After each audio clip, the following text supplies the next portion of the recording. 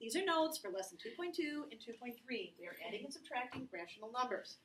Rational numbers are fractions that have decimals or fractions. What's wrong? You said 3.2. Oh, it's 2.2 and 2.3. Sorry. So these are the steps that we're going to go ahead and we're going to follow. If it's subtraction, you're going to go ahead and write an equivalent addition expression. After you've gone ahead and written that same adding problem, you're going to go ahead and decide if it's adding or subtracting. And if it's subtracting, you'll have to decide what number goes on top or in front.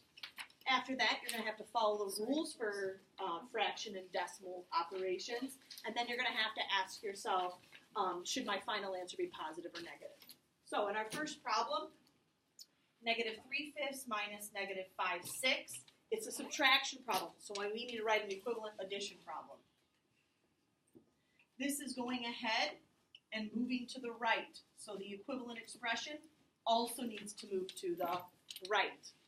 I need to decide if it's adding or subtracting. The reason it's subtracting is because there are zero pairs, some positives, some negatives. So I have to subtract. Now, if I were to go ahead and line up the zero pairs, 3/5 would go ahead and be canceled away as part of the zero pairs. So I'm going to write the 5/6 first or on top.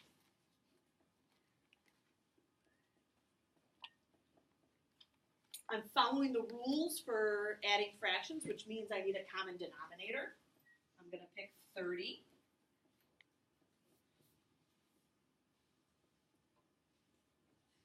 $25 minus 18, 5, 6, 7, 7/30. And then I need to decide, is this going to be a positive or a negative? It's going to be a positive because I have more positives. In this problem, it's a subtraction problem. I'm going to rewrite it as an equivalent addition expression. This is moving to the left. So I'm going to go ahead and I'm going to move to the left with adding a negative. This also has zero pairs, some positives, some negatives. Zero pair means I subtract. No zero pair means that I'm adding. In this case, I need to decide which one is bigger or which one has more of an absolute value so I can subtract the zero pairs away. 15 is going to be on top because 8.2 is the zero pairs. I'm going to follow the rules for subtraction by lining up my decimal point. I even added a 0 as a place marker.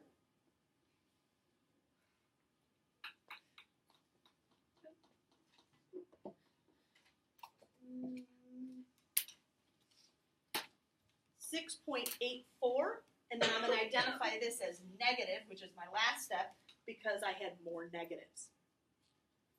Let's repeat the steps. Write an equivalent expression, that's addition. Then you need to decide, is it adding or subtracting? After you decide if it's adding or subtracting, you need to identify if it's there's zero pairs. If there's zero pairs, you're subtracting. If there's no zero pairs, you're adding. And then decide if you're subtracting what number goes on top. Follow the rules for operations with fractions and decimals. Fractions, you need common denominators. Decimals, you need to line up the decimal point. And then in the end, ask yourself, is that positive or negative?